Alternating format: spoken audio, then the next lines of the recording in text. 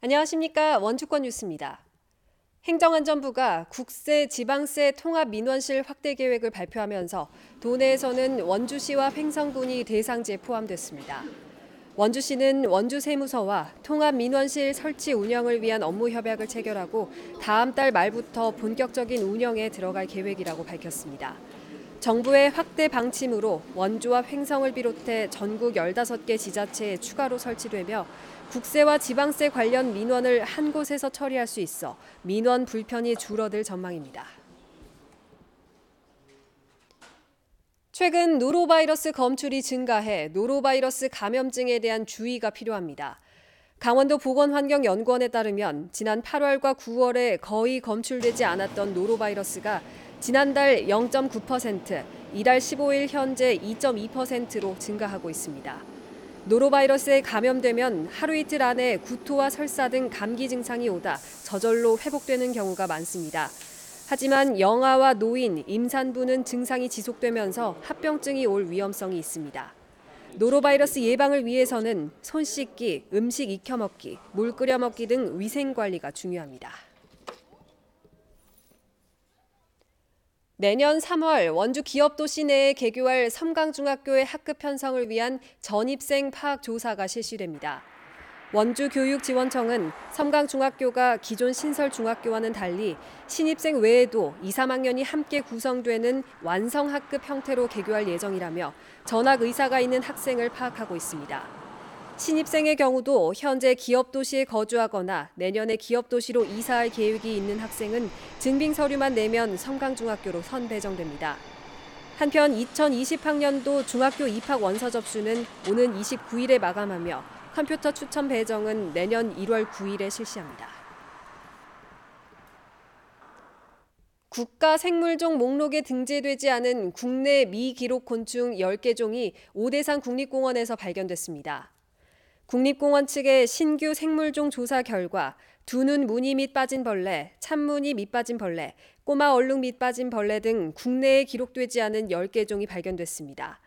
이 밖에도 오대산 국립공원에서 서식이 확인되지 않았던 71개 종의 곤충이 발견됐습니다.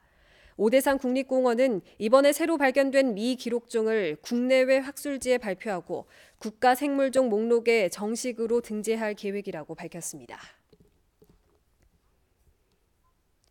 건강보험공단이 오늘 도내 대학 봉사 동아리들의 사회공헌 활동 발표회를 열고 우수 동아리를 선정했습니다.